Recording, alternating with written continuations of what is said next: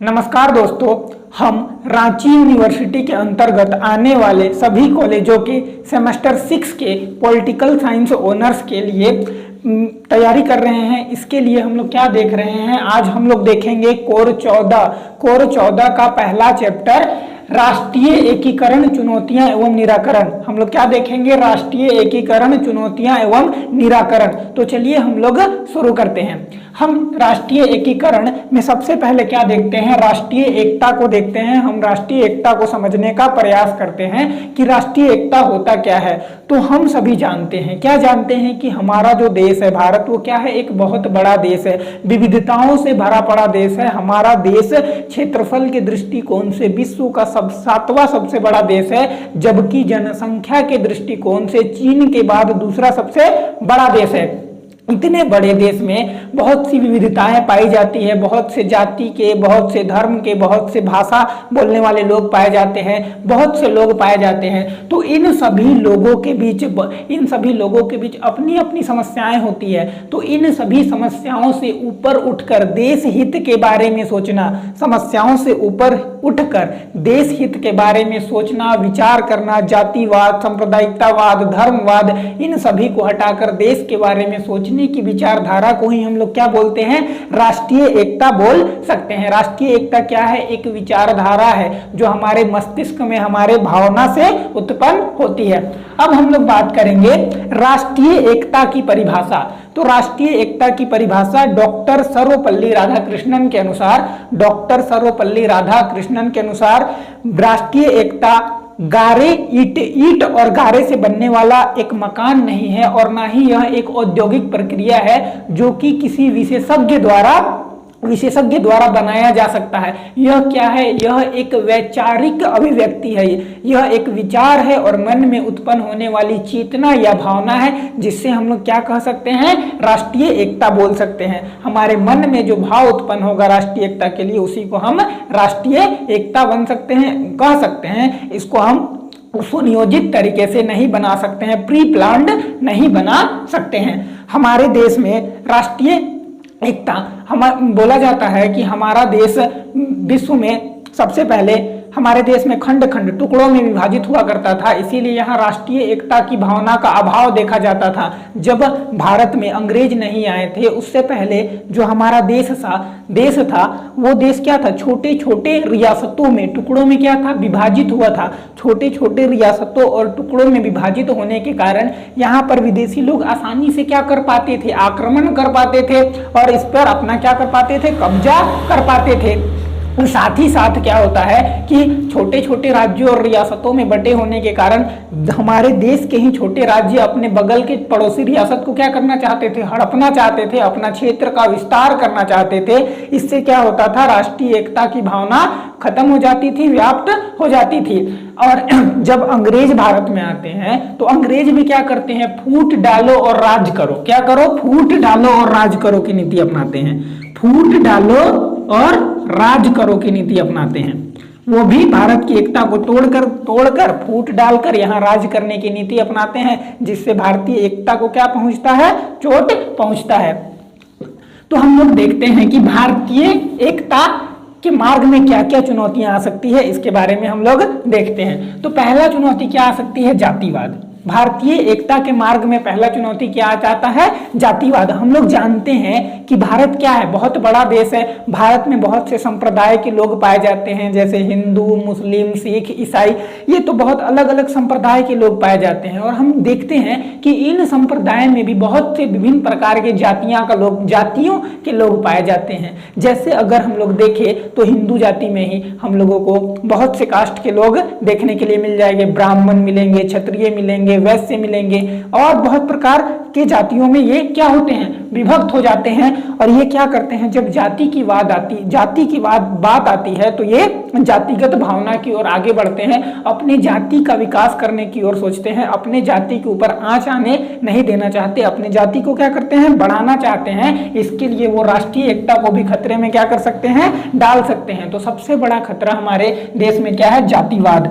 जाति के नाम पर सभी क्या है, अलग अलग वर्गों में बटे हुए हैं। अलग अलग वर्गों में बटे होने से हमारे देश में राष्ट्रीय एकता की भावना उत्पन्न होने में क्या होती है, समस्या होती है। तो हम लोगों को जो जातिवाद की समस्या होती है वो समस्या का क्या करना चाहिए, निराकरण करना चाहिए। जातिवाद की समस्या को अंत कर देना चाहिए। पहला टॉपिक हम लोगों का क्या था, जातिवाद। दूसरा टॉपिक क्या हम लोग देखते हैं, दूसरा टॉपिक हम लोग देखते हैं सांप्रदायिकता। सांप्रदायिकता हम लोग जानते हैं भारत विश्व का 7वां बड़ा देश है और जनसंख्या के दृष्टिकोण से दूसरा सबसे बड़ा देश है। यहाँ विभिन्न धर्म के लोग पाए जाते हैं, जैसे हिंदू धर्म के, मुस्लिम धर्म के, सिख धर्म के, ईसाई धर्म के।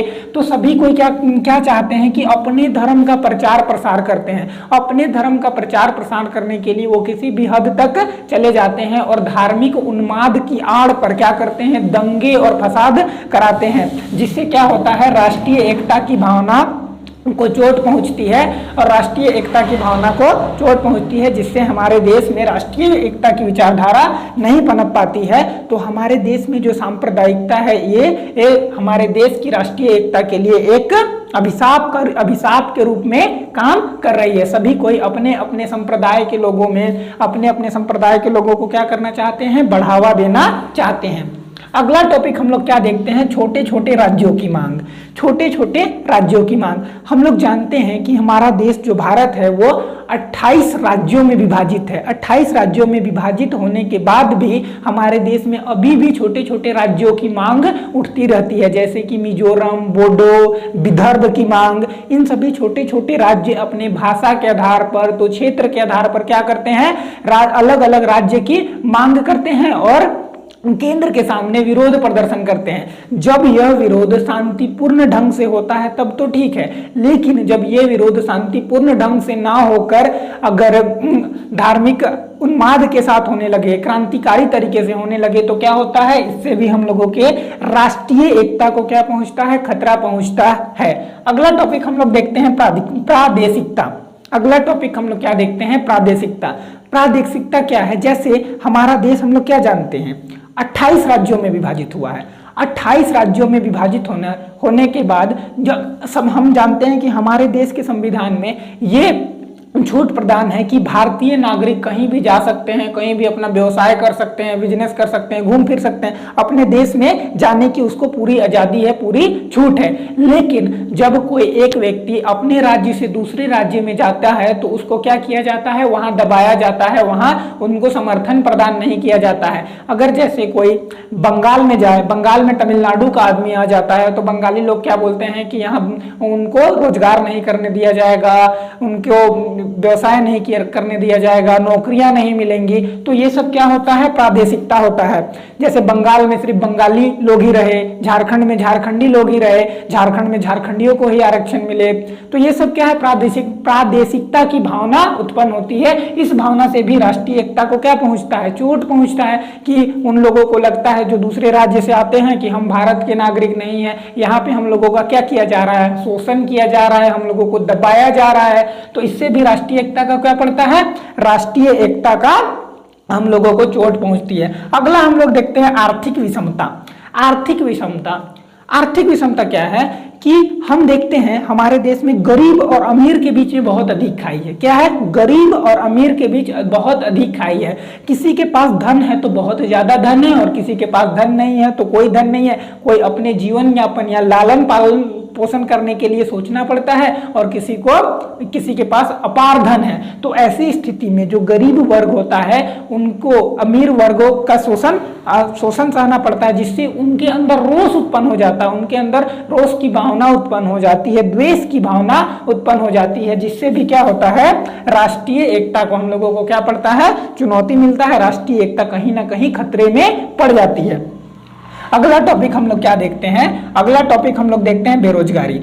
बेरोजगारी, हम लोग जानते हैं कि हमारे देश में सबसे अधिक युवा पाए जाते हैं। क्या पाए जाते हैं, सबसे अधिक युवाओं की जनसंख्या कहाँ है, तो हमारे देश भारत में सबसे अधिक युवाओं की जनसंख्या है। अब सबसे अधिक युवा हैं, अब युवा के पास जो शिक्षित युवा हैं, पढ़े लिखे युवा हैं, जो काम कर सकते हैं, उनको रोजगार नहीं मिलता है। चाहे यहाँ के नीतियों के कारण हो, लेकिन उनको रोजगार नहीं मिल पाता। अगर उनको रोजगार नहीं मिल पाता है तो उनके अंदर क्या आता है, देश के प्रति रोष उत्पन्न हो जाता है, उन्माद की भावना उत्पन्न हो जाती है। तो इससे भी क्या हो सकती है, राष्ट्रीय एकता की भावना में चोट पहुंच सकती है। जैसे कुछ विशेष राज्यों में युवाओं को रोजगार मिल जाता है, कुछ विशेष राज्यों में युवाओं को रोजगार नहीं मिल पाता है। इनसे उनको लगता है कि उस राज्य में नियोजन नीति अच्छी है, उस राज्य में रोजगार मिल जा रहा है, यहाँ पे हम लोग पढ़ लिख के बैठे हुए हैं, हम लोगों को रोजगार नहीं मिल पा रहा है। तो बेरोजगारी के कारण भी हम लोग क्या बोल सकते हैं कि राष्ट्रीय एकीकरण या राष्ट्रीय एकता को चुनौती पहुंचती है। अगला टॉपिक हम लोग देखते हैं भाषाई विवाद। क्या देखते हैं? भाषाई विवाद। भाषाई विवाद क्या है? जैसे हम लोग जानते हैं भारत देश में बहुत सी भाषाएं हैं। जब हमारा देश भारत अंग्रेजों से आजाद हुआ था उस समय हिंदी को राष्ट्रीय भाषा का दर्जा दिया गया था और साथ ही साथ अंग्रेजी को हिंदी के साथ में उपयोग करने के लिए रखा गया था और अंग्रेजी भाषा को मात्र 10 साल तक उपयोग करने के लिए रखा गया। जैसे जैसे अंग्रेजी भाषा की समाप्ति के दिन नजदीक आने लगे उसी तरह केरल, तमिलनाडु जैसे अंग्रेजी बोलने वाले राज्यों में इसका विरोध उत्पन्न होने लगा और अंग्रेजी को अनिश्चित काल के लिए बढ़ा दिया गया। अनिश्चित काल के लिए हिंदी के साथ राजकीय भाषा के रूप में काम करने का दर्जा प्राप्त कर दिया गया। साथ ही हम लोग क्या देखते हैं कि बंगाल जाते हैं तो बंगाली भाषा बोला जाता है, तमिलनाडु जाते हैं तो तमिल भाषा बोला जाता है, केरल जाते हैं तो अंग्रेजी बोला जाता है। सभी राज्यों की अपनी अलग अलग भाषा है, तो सभी लोग भाषाई तौर पर भी क्या है, एकजुट नहीं है, जिसके कारण भी क्या देखने को मिलता है, हम लोगों को राष्ट्रीय एकता में चुनौती देखने के लिए मिलता है। हम लोग अगला देखते हैं राजनीतिक अवसरवादिता। राजनीतिक अवसरवादिता भारतीय राष्ट्रीय एकता में एक बहुत बड़ी घात के रूप में कार्य करती है। राजनीतिक अवसरवादिता, जो राजनीतिक पार्टियां होती हैं, बड़ी बड़ी पार्टियां होती है, जो छोटी पार्टियां भी होती है, वो क्या करती है, अवसर तलाश करती है कहां पर वो अपने वोट बैंक को बढ़ा सके। जैसे अगर उनको जातिगत भावना से वोट बैंक को बढ़ाना होता है तो वो जातिवाद को बढ़ावा देने से भी नहीं हिचकिचाते हैं, परे नहीं जाते हैं। जैसे हम लोग बिहार, तमिलनाडु जैसे राज्यों का एग्जाम्पल ले तो वहाँ जातिवाद बहुत अधिक मात्रा में देखने के लिए मिलता है। जाति के अंतर्गत वो क्या करते हैं, उम्मीदवारों को खड़ा करते हैं वोट लेने के लिए और वही जाति के लोग उस उम्मीदवार को क्या करते हैं, वोट देते हैं और वो जाति जीत कर अपने जाति के लोगों का ही क्या करता है, विकास करता है। तो राजनीतिक अवसरवादिता, चाहे सांप्रदायिकतावाद हो, जातिवाद हो, भाषाई विवाद हो, सभी जगह में अपने सीटें जीतने के लिए, चुनाव जीतने के लिए राजनीतिक अवसरवादिता किया जाता है, राजनीति का दुरुपयोग किया जाता है। बस क्या करने के लिए, सत्ता की लोलुपता, सत्ता पाने के लिए ये किया जाता है। अगला हम लोग क्या देखते हैं, हिंसात्मक गतिविधियां। हिंसात्मक गतिविधियां कभी कभी हम लोग क्या देखते हैं, सांप्रदायिकता के कारण और भी बहुत से कारणों से क्या होता है, हिंसात्मक गतिविधियां हो जाती है दो समुदायों के बीच, दो जातियों के बीच, कभी सरकार के विरुद्ध तो कभी पुलिस से क्या हो जाती है, हिंसात्मक झड़प हो जाती है। हिंसात्मक झड़प होने से भी क्या होती है, हमारी जो राष्ट्रीय एकीकरण की भावना है, राष्ट्रीय एकता की भावना है, उसमें हमें कहीं ना कहीं तो चोट पड़ती है। अगला क्या कारण है, भ्रष्टाचार। हम जानते हैं कि जो हमारा देश है भारत, हमारा देश भारत में बहुत ही अधिक मात्रा में भ्रष्टाचार व्याप्त है, बहुत अधिक मात्रा में भ्रष्टाचार व्याप्त है। भ्रष्टाचार के ही कारण गरीबों और अमीरों के बीच जो खाई होता है, वो खाई क्या हो रहा है, लगातार धीरे धीरे बढ़ रहा है। लगातार क्या हो रहा है, धीरे धीरे बढ़ रहा है। इस खाई बढ़ने के कारण ही हम क्या कह सकते हैं कि खाई बढ़ने के कारण दोनों के बीच फिर से झड़पें होती है, दोनों के बीच अमीर वर्ग गरीब वर्ग का शोषण करने लगता है। फिर गरीब वर्ग क्या सोचता है, गरीब वर्ग सोचता है कि अमीर वर्ग तो मेरा शोषण कर रहा है, हम उसके खिलाफ उसके लिए कुछ काम नहीं करेंगे, हम उसके विरोध में प्रदर्शन करेंगे। फैक्ट्रियां बंद हो जाती हैं, कामगार हड़ताल पे चले जाते हैं, तो बहुत सारी समस्याएं उत्पन्न होती है। तो भ्रष्टाचार के कारण भी हम लोग क्या कह सकते हैं कि राष्ट्रीय एकीकरण में चुनौतियां उत्पन्न हो रही है। हम लोग अगला टॉपिक क्या देखते हैं, अशिक्षा। अशिक्षा क्या है, हमारा देश है, हमारा देश के बहुत से नागरिक ऐसे हैं जो क्या हैं, अशिक्षित है, पढ़े लिखे नहीं है, जिनके ऊपर ज्ञान का अभाव है। जिनके पास ज्ञान का अभाव है उनको कोई भी व्यक्ति आता है, कोई व्यक्ति 2-4 पैसों का लालच देता है और बोलता है कि आज तुमको यहाँ पे क्या करने जाना है, दंगा करने जाना है, पार्टी में जाना है, तुमको कुछ पैसा मिलेगा। तो अशिक्षा के कारण वो व्यक्ति जान नहीं पाता कि उसको क्या करने के लिए लिया जा रहा है, वो अपने पेट का लालन पोषण करने के लिए वहां चला जाता है और इससे भी क्या होता है, हमारे देश में राष्ट्रीय एकता की भावना को चुनौती मिलती है। अगला कारण क्या है, नशाखोरी। हमारे देश में नशाखोरी बहुत अधिक मात्रा में क्या हो गई है, व्याप्त हो गई है। नशाखोरी बहुत अधिक मात्रा में बढ़ गई है। तो इस नशाखोरी से भी क्या होता है, नशा में आदमी को कुछ पता नहीं होता है कि वो क्या बोल रहा है, क्या कर रहा है। इससे क्या होता है, कि इससे कुछ भी वो गलत काम कर सकता है, धार्मिक उन्माद को बढ़ाने वाला मैसेज फॉरवर्ड कर सकता है, मैसेज भेज सकता है, किसी को लड़ा सकता है, कहीं पे लड़ाई कर सकता है, जिससे क्या होता है कि इससे भी राष्ट्रीय एकता की भावना में उन्माद उत्पन्न होता है। दो समुदायों या दो जातियों के बीच में समन्वय स्थापित नहीं हो पाता है। जब तक विचारों में समन्वय की स्थापना नहीं हो पाएगी तब तक हम लोग क्या कर पाएंगे, तब तक हम लोग देख पाएंगे कि हमारे देश में जो होगा वो राष्ट्रीय एकता को चुनौती मिलते रहेगी। तो हम आगे देखेंगे कि कैसे हम राष्ट्रीय एकता की जो चुनौतियां मिलती है उसका निराकरण कर सकते हैं, उसका समाधान कर सकते हैं। आशा करते हैं कि आप लोगों को जो हमारी भारतीय राष्ट्रीय एकता है वो एकता बहुत अच्छी तरीके से समझ में आई होंगी और हमारे देश में जो चुनौतियां हैं राष्ट्रीय एकता को लेकर वो चुनौतियां ही समझ में आ गई होंगी। अगर हमें एग्जाम में इनसे रिलेटेड किसी भी प्रश्न को बनाना हो तो क्या करेंगे, हम इन सभी टॉपिकों को लिखेंगे और बार बार क्या करेंगे, उसके नोट्स को बनाने का प्रयास करेंगे।